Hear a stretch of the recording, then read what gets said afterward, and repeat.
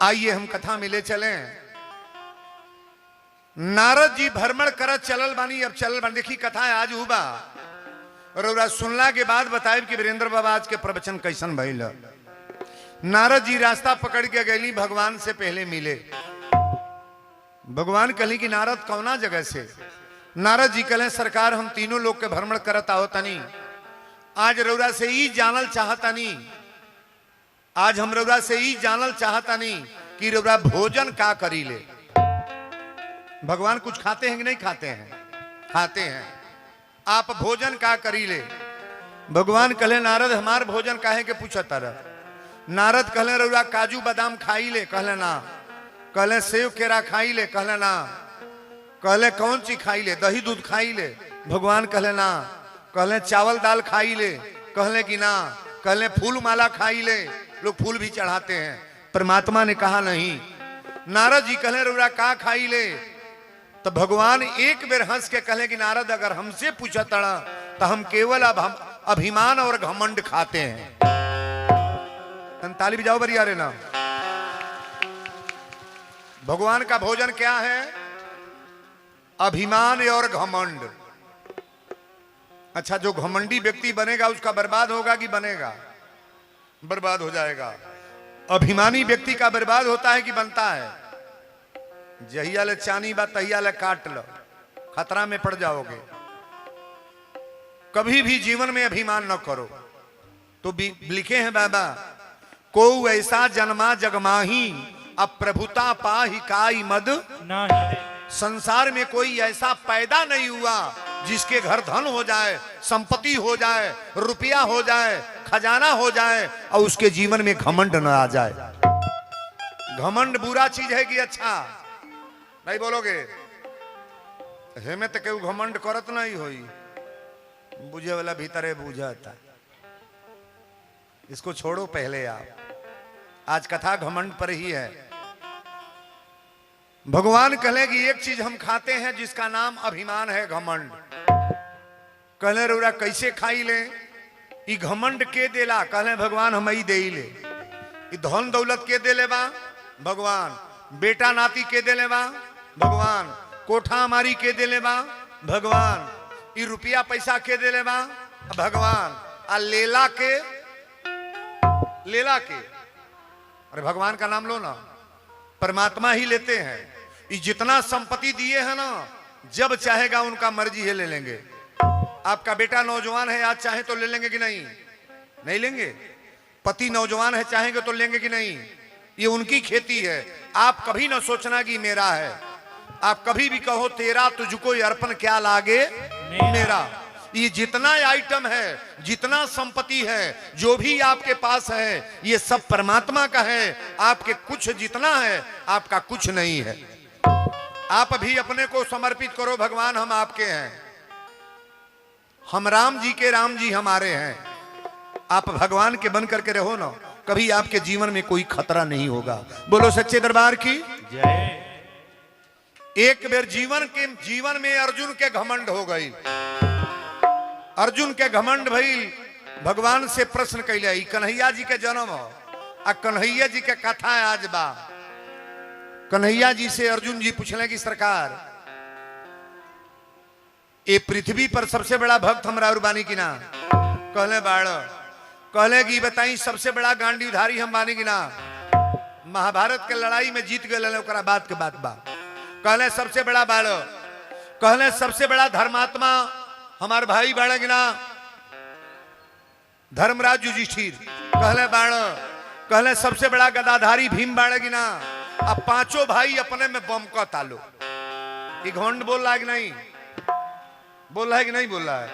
ये अभिमान बोल रहा है। और अभिमान ही भगवान का भोजन है। अभिमान ही, घमंड ही भगवान का। आज की कथा केवल मेरी घमंड पर है और बड़ी बारीकी से समझने का प्रयास करना। अगर आप घमंड करते हो, नाराज होते हो, उसका भी दवाई मेरे पास है। कभी आपको क्रोध नहीं आएगा, अभी हम बताएंगे। बोलो सच्चे दरबार की जय।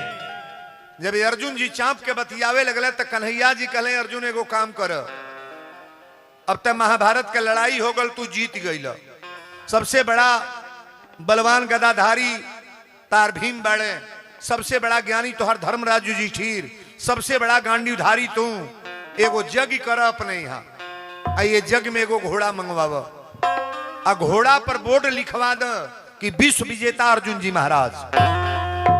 जो घोड़ा को पकड़ेगा अर्जुन से युद्ध करेगा, जो घोड़ा को पकड़ेगा अर्जुन से युद्ध करेगा, और जो युद्ध में विजय प्राप्त करेगा पांचों भाइयों से बलवान कहलाएगा। अभी पांचों भाई बुझल तो लोग नहीं, लेकिन कन्हैया जी चढ़ा दिल,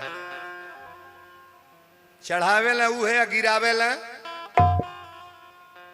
का हो ना, गिरावे ले जहिया गिरावे ले तहिया रोले यार नहीं है भगवान, केकर बिगड़ली जवान बेटा मर गए, केकर बगड़ली हमार घर आग लाग गए, केकर बिगड़ली हमार नाती मर गई, केकर बिगड़ली हमार पूरा परिवार नहस तहस। जब बिगड़ जाता है तो व्यक्ति भगवान को बुलाता है। जमाना जब तैयार है ना तभी भगवान को आप बुलाओ। सुख में है दुख में सुमिरन सब करे, सुख में करे न कोई, आज जो दुख में सुमिरन करे तो सुख दुख का है को कभी दुख नहीं होगा। ताली बजाओ बरिया रे। हम लोग सुखी हैं उसमें भजन करना जरूरी है कि दुखी में? दुखी में मत करो आप। अगर परमात्मा ने दिया है ना तो गदगद है तो उसी टाइम भजन करो आप। अब कथा रूरा ध्यान से सुनत जाए। कहले कि घोड़ा मंगवावा, घोड़ा पर बोर्ड लिखवावा कि विश्व विजेता अर्जुन जी महाराज। जो घोड़ा को पकड़ेगा अर्जुन से युद्ध करेगा, और जो युद्ध में विजय प्राप्त करेगा पांचों भाइयों से बलवान कहलाएगा। घोड़ा मंगवावल गई, घोड़ा पर बोर्ड लाग गई, और जब घोड़ा छोड़ल गई जग से तो कन्हैया जी कहले अर्जुन तो हूं चला, हम चले। आगे आगे भगवान है, आगे आगे घोड़ा जाता, अब पीछे से भगवान कृष्ण अर्जुन दोनों जनी चलल बालो। जब जंगल में घोड़ा गल तो कन्हैया जी लहकार देने, घोड़ा भाग गए। अब वही जंगल में मोर ध्वज के बेटा ताम्रध्वज शिकार खेले आयल है। आप सभी लोग भक्त मोर ध्वज का नाम जानते हैं, जिस भक्त की कथा होने जा रही है। 12 वर्ष का लड़का आयल है शिकार खेले, और जब घोड़ा के बोर्ड पढ़लस कि विश्व विजेता अर्जुन जी महाराज, टप दे घोड़ा पकड़ लिया। अर्जुन जी कहले कि ए बालक घोड़ा छोड़ दे। ताम्रध्वज कहले तोहरा घोड़ा पर बोर्ड लिखल बा विश्व विजेता अर्जुन जी महाराज। जो घोड़ा को पकड़ेगा अर्जुन से युद्ध करेगा, और जो युद्ध में विजय प्राप्त करेगा पांचों भाइयों से बलवान कहलाएगा। अर्जुन जी कहले कि हमार नाम जानले बड़ा कि ना? बड़हन आदमी छोटहने के चाप के बतियाई कि ना? कबो डेराई अपने से बराबरी में पड़ जातो तब वो बती है चाप के। गांव में कोनो गरीबे के बर्बाद करे के बाद तो बड़हन बर्बाद कर दी कि ना? आ कोनो उसे 20 भेंटा जातो तब तो फाटक बंद कर ली है। लुका जा सोना तो मुआइया दिसो कई गो बाड़े सो। अपने बराबरी में झुरा करके देखो आप। गरीबों पर कभी भी दया करो, गरीब व्यक्ति को सताने का प्रयास न करो, गरीब आदमी का जजात और संपत्ति हड़पने के चक्कर में न रहो, गरीब की बेटी बहन का निंदा मत करो। उसके पास भी इज्जत है, भले मड़ई में रह रही है। ताली बजाओ ना यार। गरीबों के पास सम्मान है कि नहीं है? नहीं है, नहीं है। गरीबों के पास जो इज्जत है बहुत बड़े लोगों के पास नहीं है महाराज। दरवाजा पर कोनो साधु आ जाना तो कोनो बड़े आदमी के यहाँ लिट्टी चोखा ना लगाई, और जौन भीख मांग के खाता अपना मड़ई में लिट्टी चोखा लगवा के कही बाबा ए जुरा खा लिए जो सूत रही मड़ई में। गरीब सेवा दे देगा। बड़ा ध्यान से सुनना। ताम्रध्वज कहले कि घोड़ा पर बोर्ड लिखल बा विश्व विजेता अर्जुन जी महाराज, और जो घोड़ा को पकड़ेगा अर्जुन से लड़ाई करेगा। तो हम लड़ने के लिए तैयार हैं। घोड़ा पकड़ लिए हैं, घोड़ा पकड़ लिए हैं।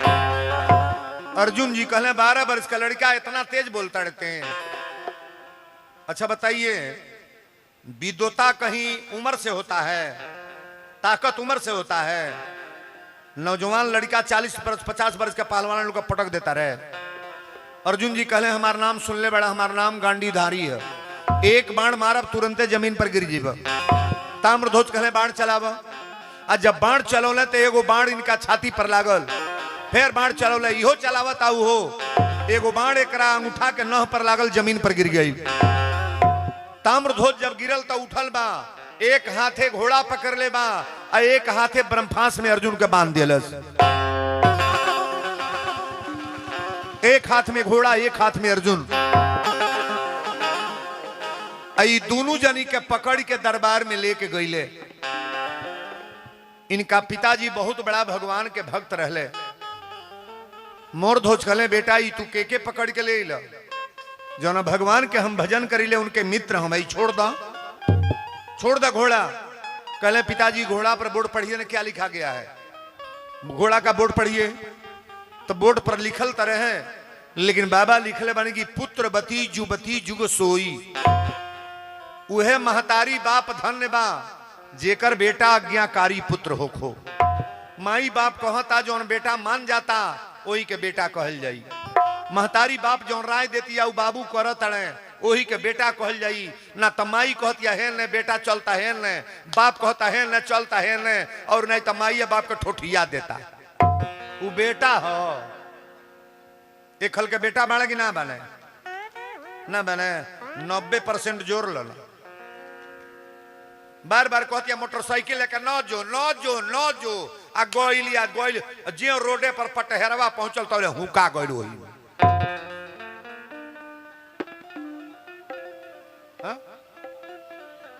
माता पिता का आज्ञा मानना चाहिए कि नहीं?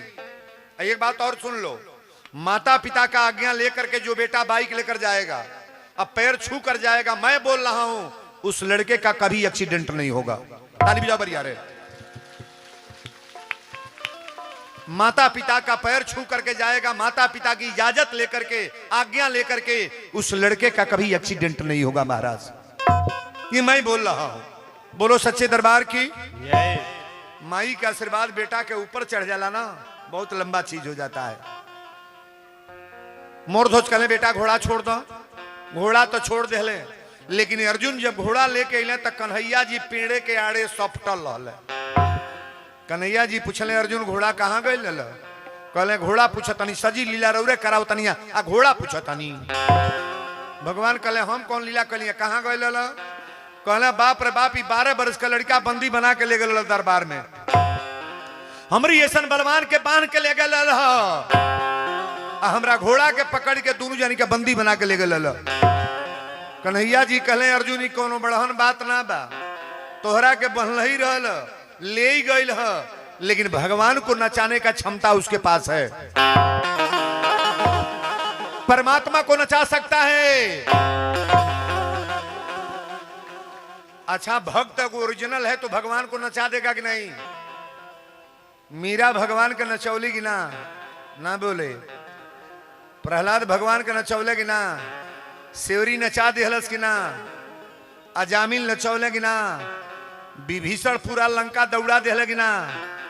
अगर ओरिजिनल भक्त हो तो परमात्मा को नचाने में थोड़ा सा भी हिचकना नहीं है, भगवान नाच देंगे। कन्हैया जी कहले अर्जुन तोहके तब बंदी बनोले रहल, हमहू के नचावे के क्षमता बा। वो भक्त के ऊपर मैं जान रहा हूं उसके भक्ति में कितना शक्ति है। अच्छा बताइए, जो भजन करने वाले हैं भगवान उनको जान रहे हैं कि नहीं? नहीं जान रहे हैं, परमात्मा जान रहे हैं। ऐसा कभी न सोचना कि भला बुरा का पहचान वो नहीं करते हैं। आप जितना गलत कर रहे हो कहीं करो आप, लेकिन परमात्मा देख रहे हैं। कहीं अच्छा करोगे भगवान देख रहे हैं। कथा में बैठ करके कथा सुन रहे हो नहीं सुन रहे हो, ये भगवान समझ रहे हैं कि आप क्या कर रहे हो। बोलो सच्चे दरबार की जय। कथा ये जगह पर आइल बा। अर्जुन जी कहले अगर ये बात तो कर परीक्षा लेब हम। भगवान कहले तोहरो आज सारा साथी घेरिए ले लेबा। विनाश काले विपरीत बुद्धि। अगर व्यक्ति को बर्बाद होना होता है ना तो वो देवी देवता के गरियावे लगी, कथवे के गाड़ी देवे लगी। कथा में कोई महिला आयल बना तो जाई तम वही के 100 गाड़ी दी। कथोसल बड़े कथा में का बा, कथा का हो तू का हो वो तू अपना के बतावन। कथा सब कुछ है, कथा सब कुछ है, आप कुछ नहीं हो, जीरो हो। यहां जितने लोग आए हैं आपके सामने मैं दावा से कह सकता हूं कि भगवान के सामने हम लोग क्या है महाराज? एक कण मानो ना, भगवान को पकड़ना चाहिए कि पकड़ लो हाथ रघुराई, नहीं तो डूब जाएंगे। पकड़ लो हाथ रघुराई, नहीं तो डूब जाएंगे। पकड़ लो हाथ रघुराई, नहीं तो डूब जाएंगे। हमारा कुछ न बिगड़ेगा, हमारा कुछ न बिगड़ेगा, तुम्हारी लाज जाएगी। हमारा कुछ न बिगड़ेगा, तुम्हारी लाज जाएगी। हमारा कुछ न बिगड़ेगा, तुम्हारी लाज जाएगी। बड़ा गौर से समझने का प्रयास करना। पकड़ लो हाथ रघुराई, नहीं तो डूब जाएंगे। हमारा कुछ न बिगड़ेगा, तुम्हारी लाज। अच्छा, भक्त का मर्यादा खराब होगा तो किसका बदनामी होगा? नहीं बोलोगे? भगवान का बदनामी होगा। गौर से सुनना, अगर भक्ति में दम है तो परमात्मा तुरंत बदनाम हो जाएंगे, ठाकुर जी बदनाम हो जाएंगे। सेवरी का मर्यादा अगर खराब होता तो भगवान बदनाम हो जाते। मीरा का मर्यादा जो खराब होता तो परमात्मा बर्बाद हो जाते। प्रहलाद का या जामिल का अगर मर्यादा खराब होता तो भगवान की कोई गरिमा नहीं रह जाती। महाराज, हम भक्त बन करके भगवान की कथा सुन रहे हैं और कथा में कोई दम न हो तो ये भगवान ठाकुर जी की बदनामी हो जाएगी। ताली बजाओ बढ़िया रहे।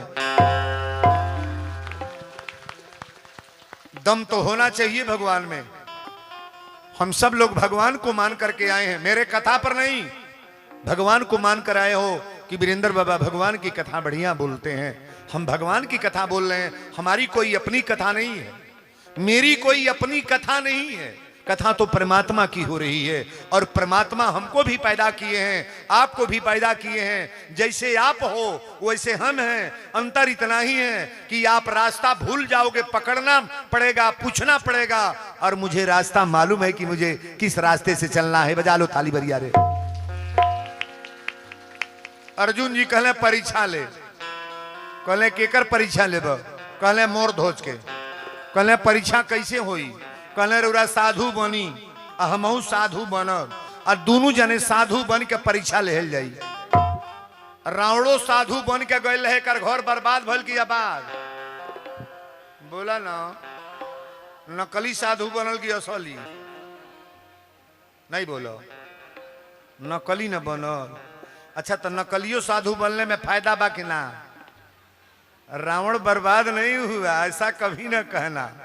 पूरे खानदान को भगवान के लोक में भेज दिया नकली बन करके। काल नेमी नकली बना, भगवान का दरबार मोक्ष मिला। नकली बनने में कल्याण बा, तो असली बनने में कुछ मिली ना मिली। असली बन करके देखो ना आप। बोलो सच्चे दरबार की। कथा पर बड़ा बारीकी से समझने का प्रयास करना। बड़ी सुंदर कथा है। अर्जुन जी कहले हम साधु बनता नहीं रहूं, साधु बनी।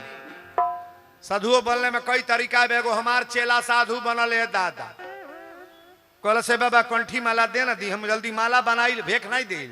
कई हजार साधु हमरो चेला बाड़े, मेहरारू कुल कन फुकवावे लिसो। लेकिन पहले कहब रच बच छोड़, मर्दे के कह दो उल्टा सीधा पियल खाइल बंद करो, तब तो चेला बनाए। कान फूक देहली, माला लेके गइल मौगी रोटी बेलतिया, तावा पर डारतिया, उलाटतिया, फुलावतिया, और जाके हे तर खोदा तना। सुन तड़ू, वीरेंद्र बाबा के चेला बन गए। कहला ठीक बा, बन गया तो काय खोदा तड़ा? रोटी बेलता नहीं ना छुपैल, फिर है तर खोदा ले। एक बेर दू बेर, जब पांचवा बेर खोदा ले, बेलना उठा के 10 बेलना नकवे पर धाय कहला सरे दोगला के बेटा, जे साधु बन लेते खोद खोद बतिया बेला रे। हाँ, साधु खोद खोद बतियाई, साधु बनल बड़ा।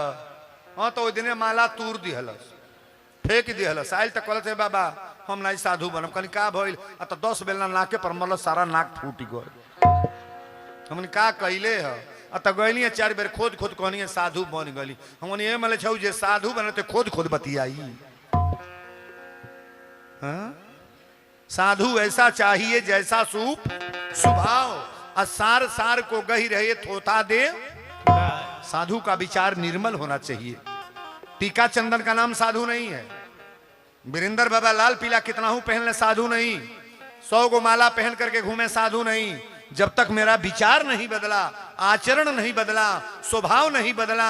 बाहर से मैं बोल रहा हूं लेकिन अंदर मेरे ग्राउंड में वही है जो मैं बोल रहा हूं। आज भी वर्तमान में मेरी औरत पैर छूती है, बिना पैर छुए कभी चाय नहीं पिएगी। मैं बोल रहा हूं मेरे घर में एक कमरा जा रहा है सब लाइव। मेरी बहू पैर छूती है, परिवार के लोग पैर छूते हैं। अब बिना पैर छुए कोई ऐसा नहीं करेगा। हम डायरेक्ट बोल रहे हैं तो ऐसा थोड़ा ना कि मैं मजाक कर रहा हूं। जेकरे घर में गोड़ लगाउल शुरू हो तो कब झगड़ा होई। 1 लाख पियक्कड़ मर्द होक है और सुबेरे अचरा पकड़ के बिछौना पर से उठता नहीं तर गोड़ लाग रोज लाग 1 दिन 2 दिन 1 महीना लाग। अगर गरियावल मारल छोड़ न दे तो हमारे नाम पर जानवर पोस दिया। बजाओ ताली बरिया रे। नहीं छोड़ दी हैं, गाड़ी दी हैं। अरे लजा जी हम लछऊ रोज गोड़वा लागत या कैसे गरिया दे गाड़ी दी हैं। दवाई निकबा कि ना तो हम लोग पथले के पूजा या मारदे के भूजा। हाँ पति का पैर छुओ। दुनिया का पैर अलग है और अपने स्वामी का पैर अलग है। बड़ा कथा प्रेम से सुनना। अर्जुन जी कहले रोगा साधु बनी हम साधु बनब। दोनों जने साधु बन के तैयार भइलो तो ले जमराजो आ गइले। जमराज आ गइले। हमनी के प्राण लेवे के आवेला जमराज। जमराज के कर बेटा हम चटके उगल बड़ा दादा। अर्घा रुआ पच के दे ले छठिया में के चंदा मामा के दिया इनके न दिया ला। अब चंदा मामा सूरज के बेटा जमराज हम। हमारी बहनें गौर करेंगी आप।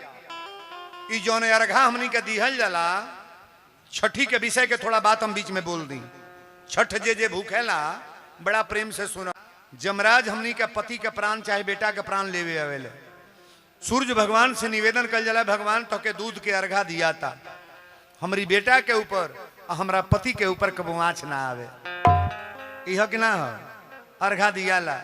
आ छठी जे भूखत है इतनी पर तो बाप हो बाप सबसे बिरहद त्योहार कौन बा? छठ। हमारा बहन लोग आवेली अरे छठी माई के घाटा आवा पर जन बाजन आ बाजा बाजावा ई भी हो। अरे गोदिया में होई है ललना माता अर्घ देवे आई भी हो।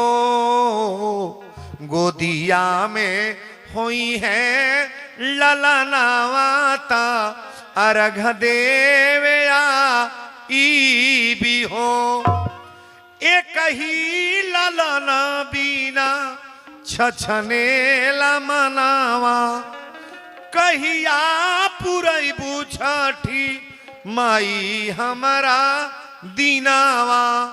हुई है जहिया गोदी में ललनावा ता बजना बजाई भी हो।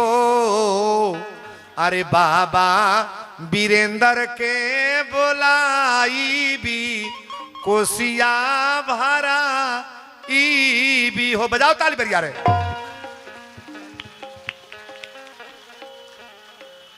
है गीत निमन बुझाता कि ना? छठी के प्रोग्राम हमार गोरखपुर में बा। मुहे से जितना पैसा मांग देली उतना कमेटी दे देला। अब बाप हो बाप छठी माई के कथा हम 3 घंटा के कहिले। लोग कही दिले कि वीरेंद्र बाबा कार उरा कहली बा। छठी माई के व्रत बड़ा तगड़ा व्रत है। जेकरा शरीर से एगो बेटा आज लेने बाने मान लो कि तहरा दुआरी पर अपना घरे कोसी भरवाए, अर्घा चढ़ाए, माई तोहर कृपा हो जाए, एगो बेटा हो जा। अब बिना भैले व्रत भूखल शुरू कर दो, बिना बेटा भैले व्रत भूख भैले पर ना। अब तो लोग ही माने लगी बेटा के नौकरी लग जाए तो लड्डू चढ़ाए, ये तरीका हो? पहले वो चढ़ाव, बेटी के बियाह हो जाए तो कराही चढ़ाए, पहले चढ़ाव। ए लड़का के नौकरी लागी तो कीर्तन करवाए, पहले में करवाव, बिना भैले तब जाके बजना बाज जाए। ताली बजा बढ़िया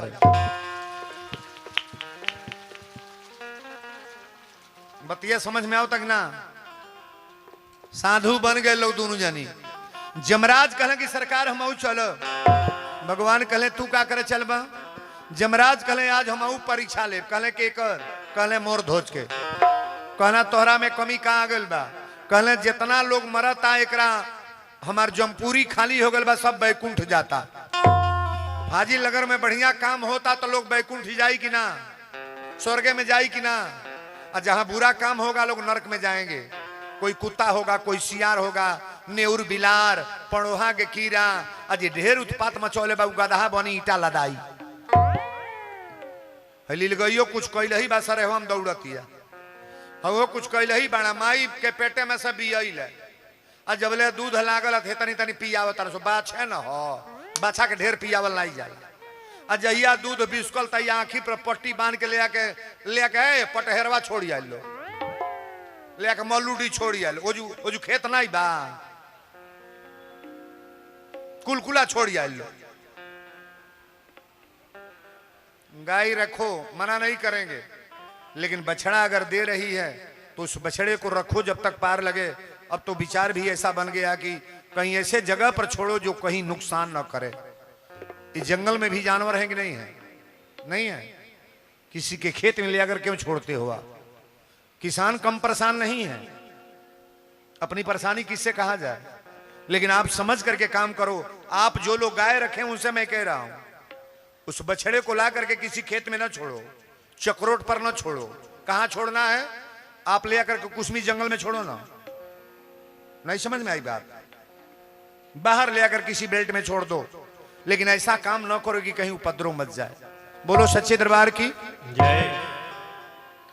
बुरा कर्म कैला के बाद केहू बाछा के जन्म पाई, केहू गदहा के जन्म, पिल्ली पीला के जन्म, नेउर सियार के जन्म, बंदर के जन्म। आई ठाकुर जी से निवेदन हमार बा, जितनी लोग कथा में आए हैं हम लोग मनुष्य बन करके आए, कभी जानवर की जोनी में न जाएं। ताली बजाओ बढ़िया रे। जानवर की जोनी में हम लोग न जाएं। जानवर की जोनी में जाने के लिए कथा नहीं हो रही है। भोजपुरी कथा सम्राट वीरेंद्र बाबा की कथा हो रही है, और फाजिल नगर सिटी में कम भीड़ नहीं है। 10,000 की संख्या में कथा आप लोग सुन रहे हो, तो संख्या ज्यादा होने से बात नहीं मेरी है। हमारी कथा तो 40,000 50,000 पब्लिक बैठ रही है। अभी एक कथा मेरी छपरा में थी, बाप रे बाप, वहां पूछना नहीं है। प्रोजेक्ट लगाया गया था पर्दा पर देखने के लिए, रात की कथा होती थी कि बाबा कहां बोल रहे हैं, इसके 2-3 गुना फील्ड था। तो कथा में ज्यादा संख्या से मतलब नहीं है, जितने लोग आए उनका सुधार हो जाए, परिवार बदल जाए, बेटा निम्न रहो, नाती निमन हो, महतारी और सास ससुर जितने हैं हम लोग सुधर जाएं, चलने का तरीका, बोलने का तरीका और जीने का, रहने का तरीका मालूम हो जाए। महाराज बजा लो ताली। तरीका अगर सीखना है तो वीरेंद्र का बुलाकर कभी भी सीखो आप। बाबा तो एक दिन के लिए भी कथा करते हैं। एक दिन कोनो गरीबे के मन कैले बाबूजी जाके कथा कह दे, लड़का के मुड़न बा, जनेऊ बा, संस्कार बा, बरसडे मनाओ तो में बोलावता लोग। हम तो केकवा कटाता तहिया। जितना पुरनिया है बिहार में मुँह लोग पहले हमारे लोग नंबर आवेला। आज कथा हमार बाटे हुआ कौन जगह है? गोपालगंज जिला में सोहनरिया के आगे है, ये जरा बड़ी एक जगह है। अभी हमारी कथा यहाँ से जाएंगे वहां, तो प्रवचन की कमी नहीं है, लेकिन आप समझने का प्रयास करो कि बाबा क्या बोल गए। दोनों जने साधु बन गए लोग। भगवान कृष्ण अर्जुन साधु बन गए। आज जमराज के कहले कि जमराज तू बाघ बनो, अगर तोहरो परीक्षा ले बा तू बाघ बन के चल। जमराज कहले हम बाघ बन जाई, भगवान कहले बाघ बनो। जमराज बाघ बन गए, आ कन्हैया जी अर्जुन जी साधु बन गए। सब आई तीनों जनी चलल बलो केकर परीक्षा लेवे? मोर ध्वज के परीक्षा लेवे जाता लोग। अच्छा एक बात बताइएगा, परीक्षा भक्त का होता है आगे अभिमानी का? परीक्षा हरिश्चंद्र का हुआ कि नहीं? कल इतनी ही भीड़ कल भी थी, सारी जनता रो रही थी, बहुत अच्छी कथा थी कल की। हरिश्चंद्र का परीक्षा नहीं हुआ, बेटा मर गई, मेहरारू बिका गई, लड़का बिका गई, कल के कथा में मिलल ना। आज परीक्षा मोर ध्वज का होने जा रहा है। आई साधु बन के चलल बलो, कथा सुनम ध्यान से। साधु बनले कृष्ण जी, अरे उतारी दिहले ताज के, शेरवा के रूपवा बनवल जमराज के, शेरवा के रूपवा बनवल जामराज के, शेरवा के रूपवा बनवल जामराज के, शेरवा के रूपवा।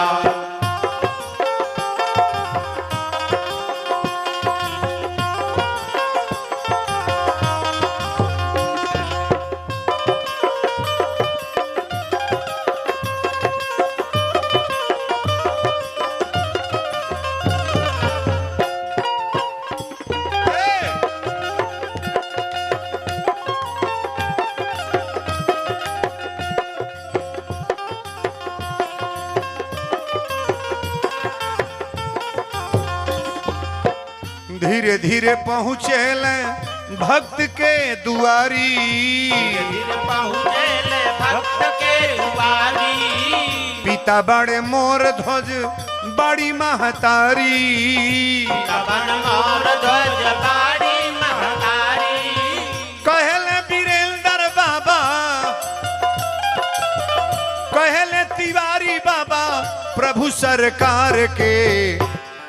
आज दुआरे पर पहुंच गए लोग मोर ध्वज के बाबू, साधु के दुआरे पर पहुंचल बेलो। अच्छा साधु कोनो दुआरे पर जाई तो पहले कौन भाषा बोली? सीताराम कही, कस के बोलो लो सीताराम। मोर ध्वज जी घंटी बजा के पूजा करते रहले।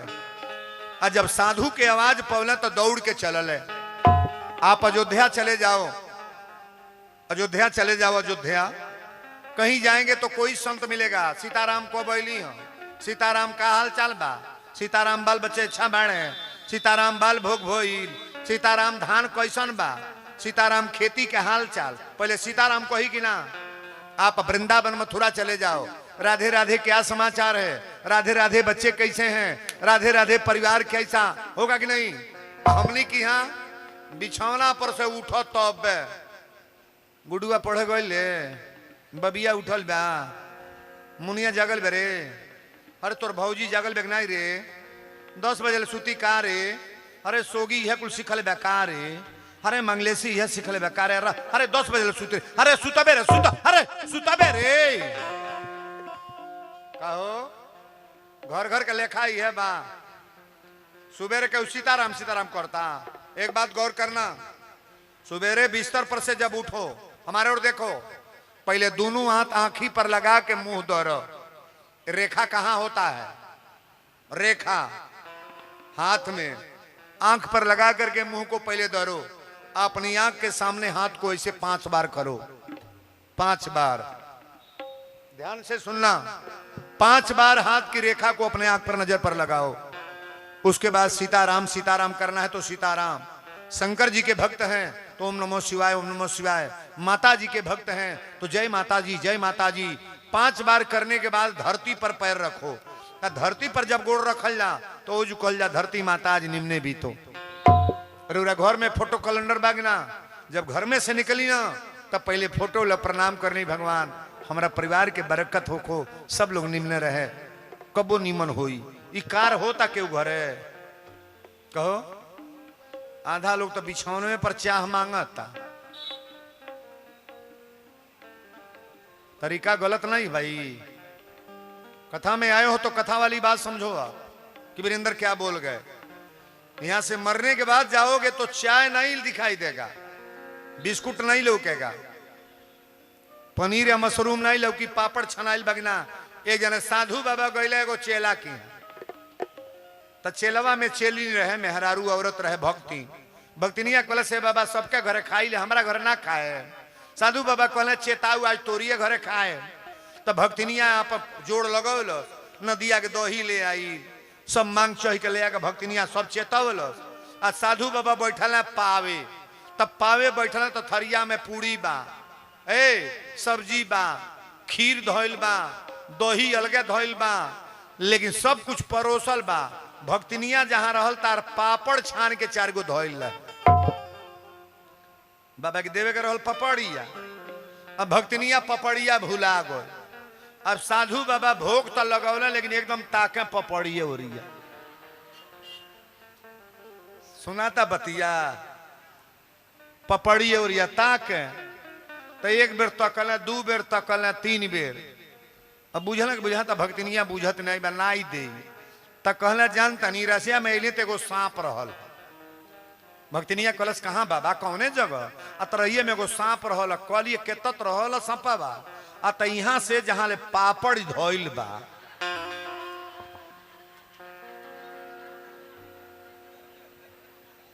सुनाता बतिया भक्तिनिया भुला गल है, साधु बाबा बुद्धि लगल है, खाए के जकर मन करी कैसो खाना ली। साधु बाबा कहना जानता केत सांपवा रहल भक्ति इहमा से जहाँ पापड़ धैले बाड़ू पापड़ एत तो सांप रहल। भक्तिनिया कहते आई दादा पपड़िया तो भुला गल बानी, ताली बजावन बर यार है पपड़िया तो भुला गल नहीं बाबा। उ पपड़ी खातिर कितना बुद्धि लगावल नहीं बुझाता, पापड़ खातिर बुद्धि लगा दे। साधु लोग बड़ा दिमाग लगाते हैं महाराज, और साधु लोगों से निवेदन करेंगे केवल खाने के चक्कर में दिमाग मत लगाओ। अगर भगवान का भक्त बन गए हो तो भगवान के तरफ दिमाग लगाओ, कम से कम यहां भी बन जाए वहां भी बन जाए, यहां भी बन जाए वहां भी बन जाए। दरवाजा पर गए लोग तो 1 बेर बोलो लो सीताराम। मोरधोजी घड़ी घंटे छोड़ के दौड़ के आके पहले मूड़ी पटकल है, पहले गोड़ लागल जाता रहो तो मूड़ी पटक के हाथ जोड़ के पैर छू के, अब के गोड़ लगाता। अब तो हम गाड़ी में बैठम ना तो कहीं सो बाबा पा लागी, हम कोई नहीं हम लागी कि तू लागत ई तरीका हो। बाबा पा लागी हम मत लागा रहे दो, हम लागी कि तू लगबो। पैर छू के गोड़ नहीं लाग रहे हैं लोग। अरे कम से कम पैर छूने पर तो आशीर्वाद दूसरे तरह से मिलता है। पैर छू करके किसी को प्रणाम करो आप। मूड़ी पटक के जब प्रणाम कैले तब मोर ध्वज कले सरकार आप लोग आसन नहीं, जलपान के व्यवस्था करी। कन्हैया जी कहे अर्जुन ही बतावा पहले परीक्षा तू लेगी हम। अर्जुन कहे रउरा एक बात बोलम मत, परीक्षा मुझे लेना है। कहले कि तोहरा द्वार पर हम पानी पिए ना आइल बनी, प्रसाद पावे ना। कहले तब काहे? कहले हमार बाघ भूखाइल बा, अगर व्यवस्था बन जाते के मांस खिया सकेला। कहले मांस खिया दे। कहले 3 बचन ला मांस खिया दे बगी ना? कहले खिया दे। जब 3 बेर 3 बचन ले तो अर्जुन जी कहले कि देखा बाजारू मांस हमार बाघ ना खाई, बाजार के मांस ना खाई राजा। अगर मांस खिलाना है कि तुम्हारे पास एक ही बेटा है। को लड़का बा एगो, और लड़का के नाम ताम्रध्वज।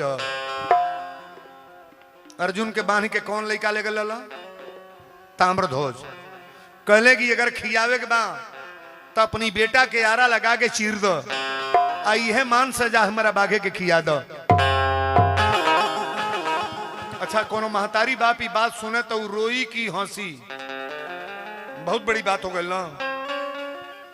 5 गो बेटा बड़े, एगो आन्हर बा आन्हरा के क्यों मांगत क्यों दी, लंगड़ बा लंगड़ा मंगात क्यों दे, बकलोले बेटा बा क्यों दे, विकलांग जे पैदा कैले बा बेटा दे। मोर ध्वज कहले सरकार एक बेर औरी दोहराई का कहली है? कहले कि अपनी बेटा के यारा लगा के चीर दो, आ बेटा के मांस हमरा बाघे के खिया दा। बोला मंजूर बा। मोर ध्वज की आंख में आंसू आ गए। कहले सरकार मांगत मांगत रुबाई कैसन चीज मांग लेली, बड़ी तपस्या कैला के बाद हमरा एगो बेटा पैदा भइल बा, कितना दोयकुर लिपला के बाद हमरा एगो औलाद, अब बेटा के चीर के मांस रुबा बाघे के खियावे के बा। हम तो सुन के मान ली खड़ा बानी, अगर ये लड़का के माई सुने तो ओकरा आत्मा में का हुई। आ दोनों जने के माई बाप के मिल के चीरे के बा।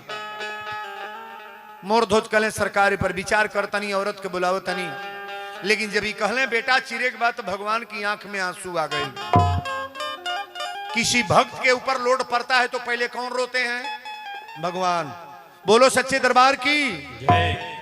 कहले कि यारा लगा के अपनी बेटा के चीर दो।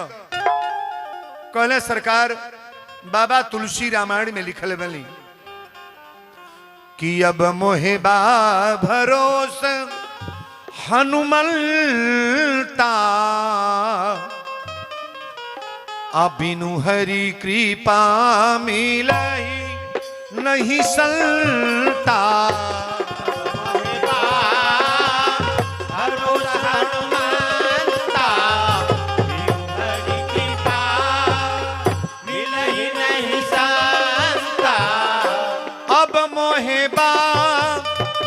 भरोस हनुमंता, अब मोहे बा भरोस हनुमंता, बिनु हरि कृपा मिलहि नहीं संता। बिनु हरि कृपा मिलहि नहीं संता, बिनु हरि कृपा मिलहि नहीं संता, बिनु हरि कृपा। बोल दी संत भगवान की। जय। एक प्रश्न का उत्तर देना, भगवान के कृपा से संत मिलते हैं आ कि संत के कृपा से भगवान? नहीं बोलोगे?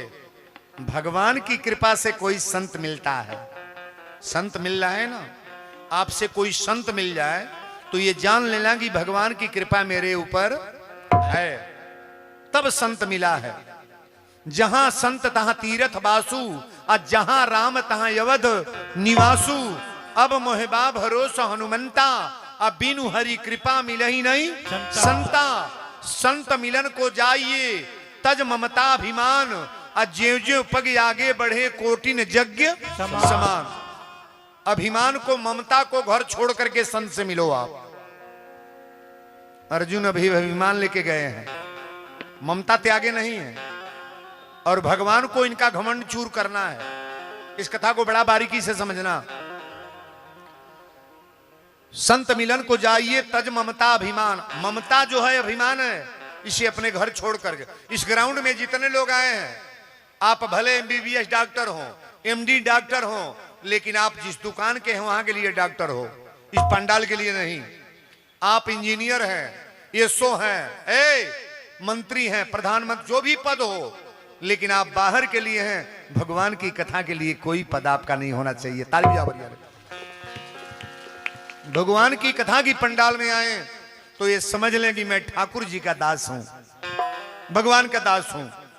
यहां छोटा बड़ा पद नहीं है। कितने बड़े लोग आएंगे तो यहां प्रणाम करेंगे कि नहीं करेंगे? कोई भी आ जाए। बड़ी सुंदर भाव है। कहले कि अपनी बेटा के यारा लगा के चीर दा, हमरा बाघे के खियाब। मोर धोज कले सरकारी तो हमरा मंजूर बा, लेकिन पहले लड़का के माई के बुलावे दी। अपना रानी के बुलौले, कहले रानी दरवाजा पर दू जने साधु आइल बा, लोग को बाघ बा। कहली तो जलपान दही बा ले आके घोर कर शरबत पिया दी। जवन खा सब दूध बा, जवन पावे सब दे दी महाराज, साधु है सब ना। कहले रानी जवन ना पाई लो, एके गो बेटा पैदा केले बड़ू, और तोहरी बेटा के नाम ताम्रध्वज है। कहली तब अत साथ में बाघ लेके आइल बलो। ई कहत ना कि तोहरी बेटा के मांस खाई, और दोनों जानी मर्द मेहरारू लड़का के चीर के हमरा बाघे के खिया दो। ई बतिया सुन के तुरंते जमीनिया पर गिर गईली। माई कैसनो होई माई है। लोग कह देला माई माई माई बर्बाद करती है, माई बिलवावतिया। कौनो घर के माई कबो बिलवाई ना। कैसनो महतारी बात दुख और दुए कर खाए के पावतिया।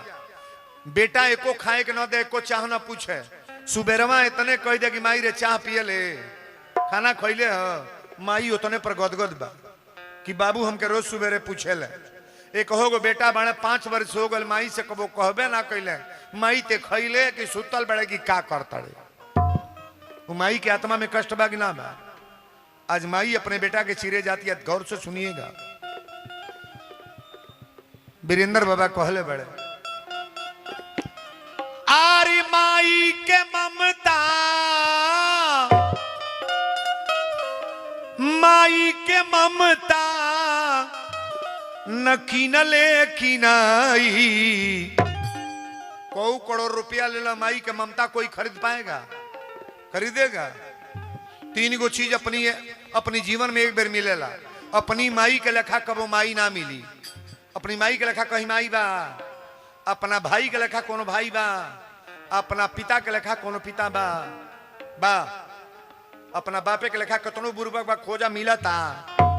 माई जेकर नाई बा उससे पूछो माई कबो लौ की, जेकर बा कम से कम ते तो तैयारी बनाओ कि माई के हमरा बेइज्जत और सम्मान न हो। ऐसा सम्मान में कटौती मत हो को कि माई हमके जीवन भर दाग लगा दे। माता का दिल दुखाना नहीं चाहिए। वीरेंद्र बाबा एक लाइन, माई के ममता न कीनले कीनाई, सब कुछ मिली है बाकिर मिली नहीं माई। सब कुछ मिली है बाकी मिली नहीं माई। सब कुछ मिली है बाकी मिली नहीं माई। माई के ममता, माई के ममता न कीनले कीनाई, सब कुछ मिली है बाकिर मिली नहीं माई हो। सब कुछ मिली है बाकी मिली नहीं माई। सब कुछ मिली है बाकी मिली नहीं माई। संसार में सब धन हो सकेला, कोठा बन जाई, खेत किना जाई, रुपया जमा हो जाई, लेकिन माई कहीं मिली? माई खिलौना नहीं है। अच्छा 3 गो बेटा बड़ा घर बटा जा, आ 3 बेटा अलग अलग खात बनाओ तो बोल चाल नहीं बा। आ कोनो भाई के चौराहा पर लोग मारे लागे तो 2 गो भाई घरे रह जी हैं, तुरंत जइए कि का भइल के मारल है। ये खून का असर है। हाँ हे पार्टी के असर नहीं बा। 3 गो पतो 3 घर के आयल बड़ी, जब पिटा था ना भाई जाए लगे तो कह दे जाए हूँ का दो तोहरा का करे के बाद जैसा कैले बा भोगे दो। अजय तोर मर्दा कुटाए लगी तहिया नहीं बोलबू तहिया उहो न जा, तब तोरा कैसन बुझाई? तब तक कहबू गैला नहीं अब पिटा गल हमार मर्द। 3 गो पतो 3 माई के पेट से बाड़ी, आ 3 गो बेटा 1 माई के पेट से। अंतर है कि नहीं है? नहीं बा, नहीं अंतर है। हमारा अंजन जी एगो गीत लिखले रहले, ये गीत हम रेडियो पर भी गौले रहली। ये आपके गोपालगंज जिला के अंजन जी लेखक रहले कि जब जब याद आई भाई के दुलार तोहरा, जब जब याद आई भाई के दुलार तोहरा, जब जब याद आई भाई के दुलार तोहरा, तब तब काटे धाई आंगना, तब तब काटे धाई आंगना दुआर तोहरा, जब जब याद आई भाई के दुलार तोहरा, जब जब याद आई भाई के दुलार तोहरा, जब जब याद आई भाई के दुलार तोहरा।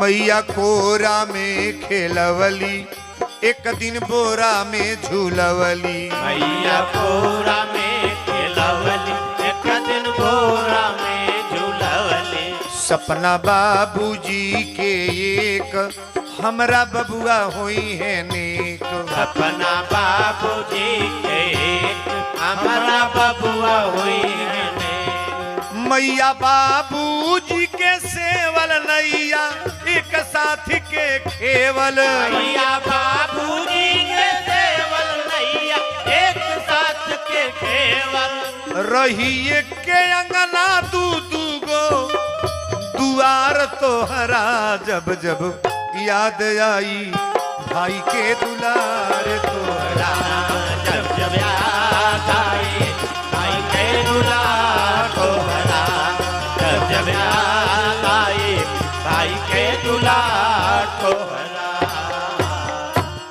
माई के प्रेम आ पिता के प्रेम आ भाई के प्रेम के कबो बंटवारा ना हुई।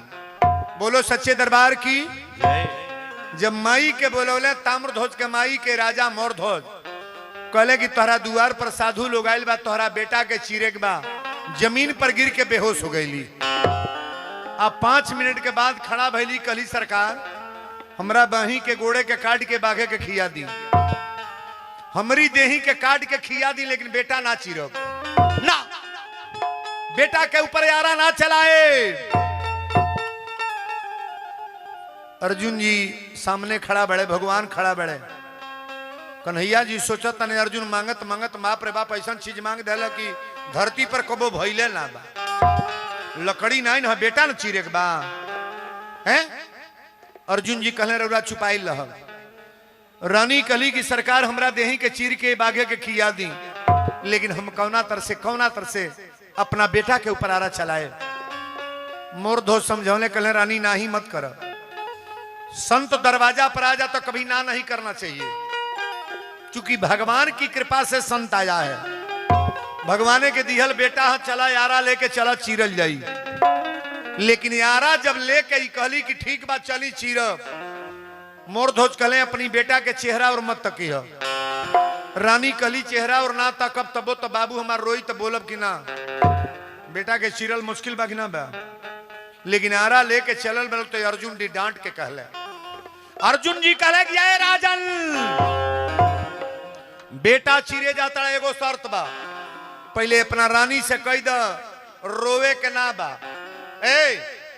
रानी रोई है मत, अपना रानी से कह द जब बेटा चीरे लगे हैं तो सोहर गीत गई है। अच्छा बताई रोवाला हौसल दोनों एक बेर होई जी। सोहर गावे वाला मेहरारू को कोई दिल रोबो को गवाई, बड़ा मन खुश होला तो सोहर गवाला, अब बहुत आत्मा में कष्ट होला तो रोवल जाला। लेकिन बेटा के चीरे के बेर कहले रोवे के ना बा, सोहर गावे के बा।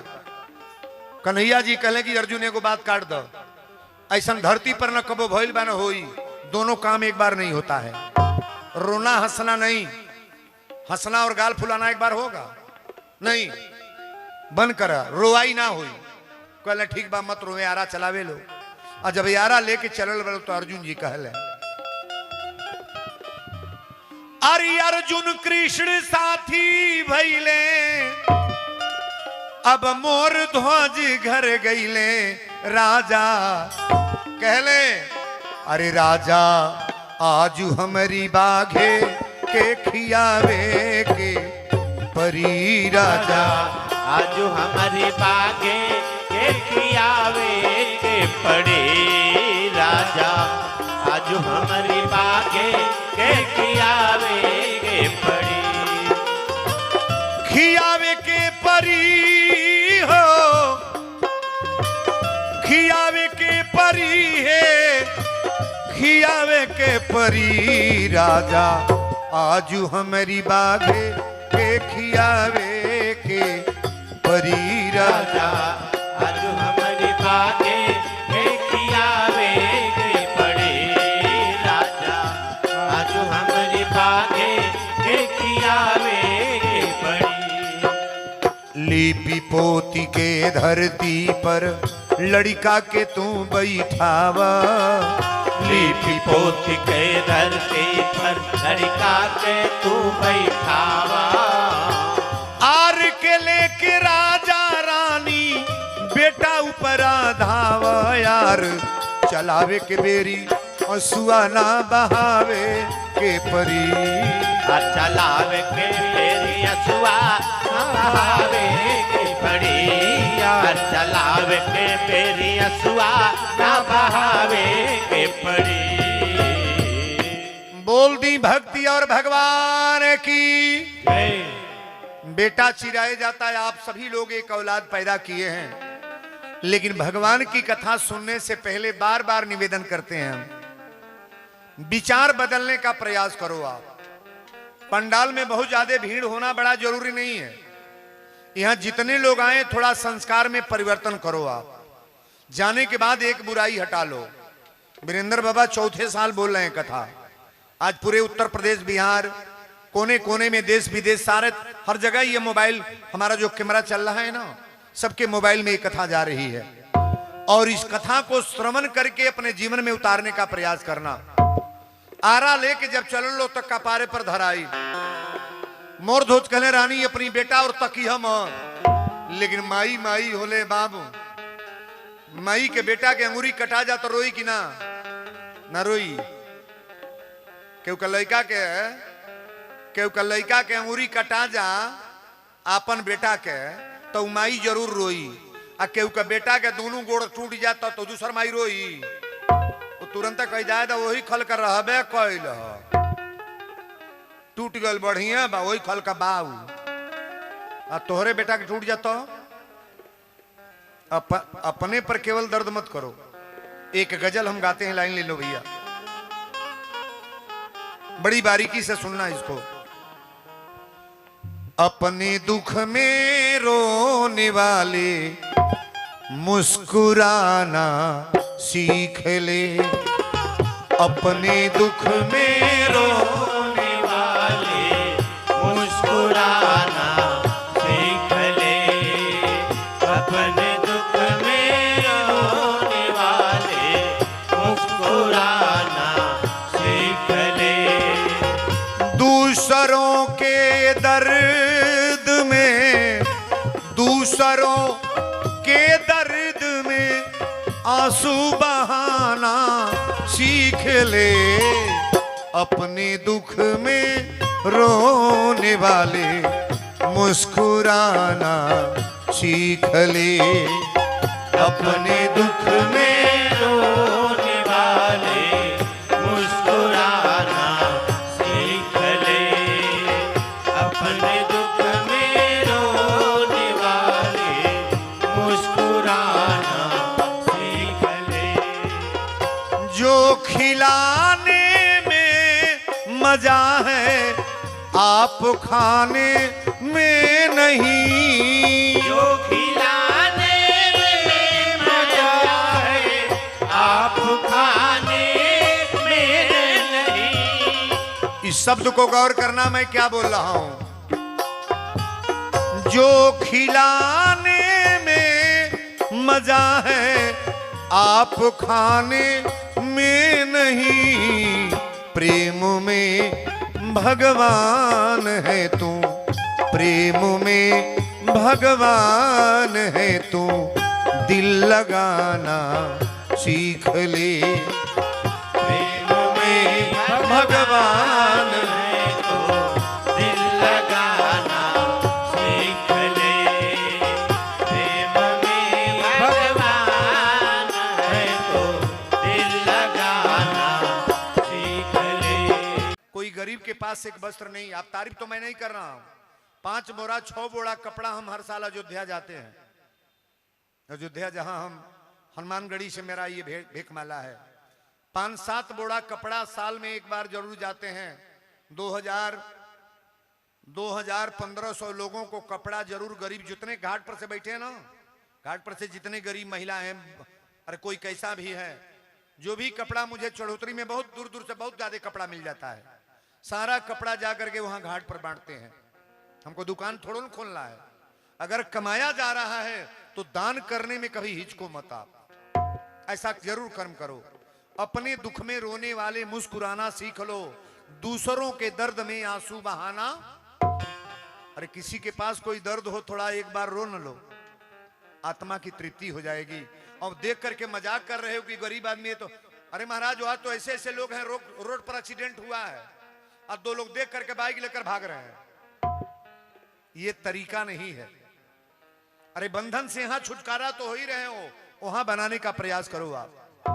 कहले कि अपनी, अब देखिए मार्के का कथा आ गया है एकदम बीच में। रानी या राजा लेके गए लोग जब बेटा के कपारे पर आरा धराई आ एक बार मोर ध्वज खिंचले तो रानी कहली स्वामी हम चेहरा और ताकेंगे ना। कहले कि चेहरा और मत तक तू आरा चलावे लगी है बगल में मुड़ी के। अरे बेटा के रोवाई की आवाज सुना जा तो माई रोवे लगी। लेकिन जब यारा चले लागल, एगो गीत है, कोई पिक्चर का गाना है, भोजपुरी में गाए हैं। दूधवा पिया के पोसली, दूधवा पिया के पोसली, देखा सुकुमार माई जैसन हो, माई जैसन हो,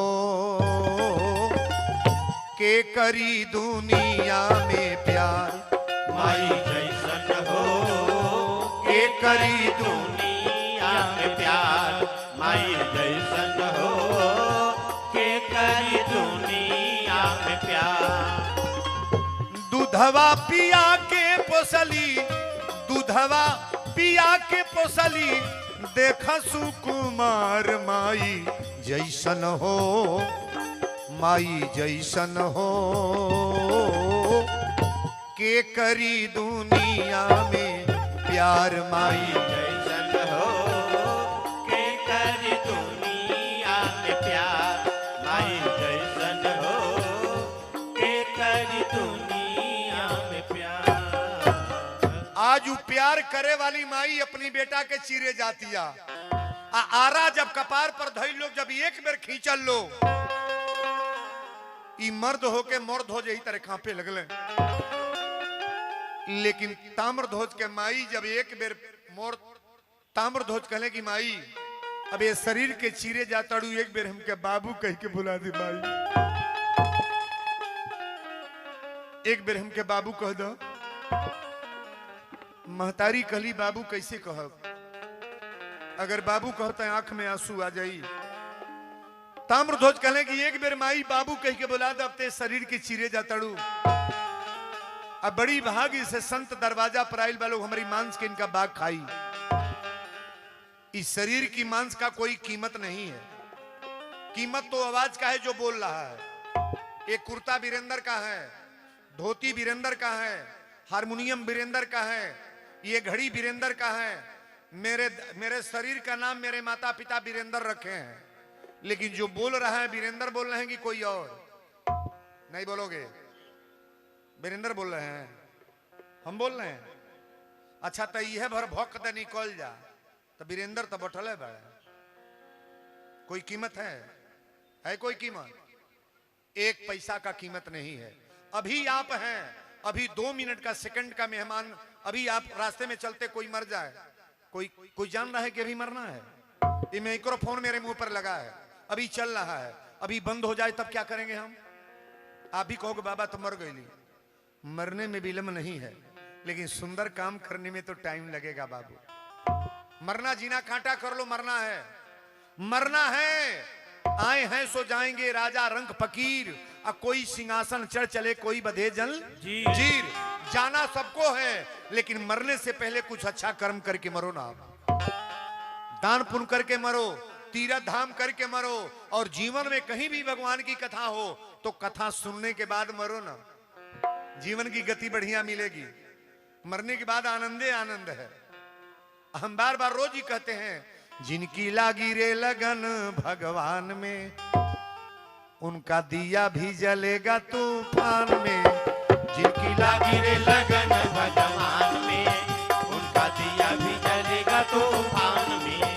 जिनकी लागी रे लगन भगवान में, उनका दिया भी जलेगा तूफान में।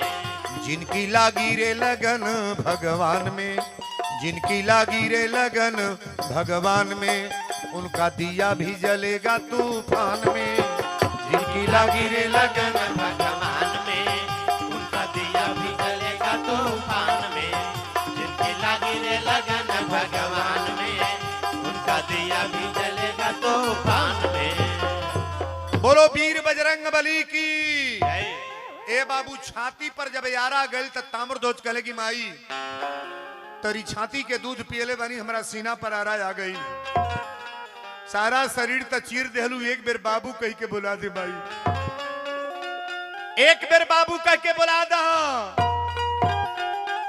लेकिन महतारी कली बाबू अगर कहते आंख में आंसू आ जाई।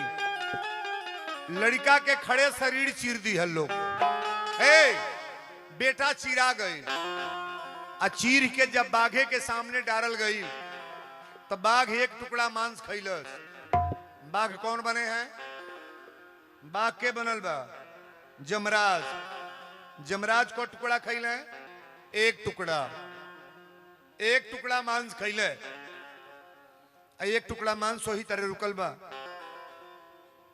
मोर धोज कले सरकार ई मांस खात का है ना बाबाग। अर्जुन जी कहले रोवला है का? कहले सरकार रोवल ना बनी। रानी से पूछला तू रोवलू है? कहली हमहू नहीं रोवल बनी। कन्हैया जी कहले अर्जुन न ई महतारी रोवल बा न बाप रोवल बा, ई रोवल बा लड़का जब माई माई 5 बेर कहले स माई ना बोलली ह तेकरा आत्मा में दर्द भइल बा। ई आंसू ए लड़का के आंखी से गिरल बा। जौनी मांस ना खाता।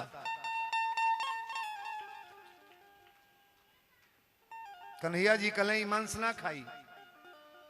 कहले कि ना, लेकिन यहां आने के बाद कोई मंत्री बनता है, कोई विधायक बनता है, कोई संसद बनता है, कोई ब्लॉक प्रमुख बनता है, कोई की एक बात सुन ल, परीक्षा तैयार बा। भगवान कृष्ण बगल में खड़े हैं। अर्जुन जी कहले कि अब तोहरा पानी तोहर छुअल पीती, लेकिन कान खोल के सुन ला, निसंतानी के छुअल पानी हम ना पिए। नहीं, निसंतानी के छुअल पानी ना पिए। कन्हैया जी कहले अर्जुन ई शब्द गलत होता। एकरा बेटा के चिरवा दिला निसंतानी बना रहल बड़। निसंतानी बा। कहले एकर बेटा मर गल त निसंतानी ना बा। कहले एकरा लड़का के मांस एक टुकड़ा दिखाई देता। अच्छा जरा बेटा पैदा होके मर जा तो कनी संतानी कहल जाई। बेटा पैदा भइल बा, कोनो कारण बस कोनो अंग में कोनो रोग हो जा तो निसंतानी कहल जाई। कहले निसंतानी ना बा, एकरा बेटा के शरीर दिखाई देता। कहले एकर बेटा मर गई, निसंतानी एकर छुअल पानी ना पिए। भगवान कहले तुलसी बाबा लिखे हैं कि जिनकी रही भावना जैसी, प्रभु मूरत देखें तीन तैसी। भगवान की कृपा जिनके ऊपर होती है ना, जिस निगाह से आप कथा को देख रहे हो वैसा ही आपको बीतेगा महाराज। कथा को मजाक समझोगे तो मजाक बन जाओगे, अगर कथा को भगवान की कथा सुन के मानोगे तब तो ये सरल विचार होना चाहिए। पहले सरल बनने का विचार करो। आप सरल बनना बड़ा कठिन है। मास्टर बनना सरल है, डॉक्टर बनना सरल है, इंजीनियर बनना सरल है, विधायक बनना सरल है, संसद बनना सरल है, कोई भी मंत्री बनना सरल है, लेकिन सरल होना तो बड़ा कठिन है महाराज। सरल व्यक्ति हो नहीं पाता है। अगर सरल हो गए तो आपके पास भगवान ठाकुर जी कृपा करेंगे। बोलो सच्चे दरबार की जय। भगवान कहले कि तनिको चिंता मत करा, जब हम बटरे बनी ते कर बेटा मरी। भगवान के हाथ जरा ऊपर बा डाउन होई। हमको जगाने वाले भगवान हैं कि आप लोग? परमात्मा जगाने वाले हैं। जे ही जानत देहि जेत जनाई, आज जानत तुम्ही होई जाई। परमात्मा जिनको चाहेंगे उनको जगा देंगे महाराज। कहले कि कौंडल में पानी लेके एगो दूसर रूप भगवान साधु बन के ले आई। कहले कि जल एकरा लड़का के ऊपर फेंका। अर्जुन जी कहले रौरा के हैं? कहले हम साधु हैं। ये जितना लीला करते हैं भगवान करते हैं कि नहीं करते हैं? सब लीला वही करते हैं। और जब जल फेंकल गई तो लड़का के शरीर हिलल। अर्जुन जी कहले जौन लड़का मर गल भाई कैसे हिल गई? कहले दूसरा बेर जल फेंक, जौन बाघ खैले रहे इहो टुकड़ा आके उनमें सट गई। कहले तीसरा बेर जल फेंक दो। और जब जल फेंकले तो डायरेक्ट लड़का खड़ा हो गया। ताली जाएगा बढ़िया रहे।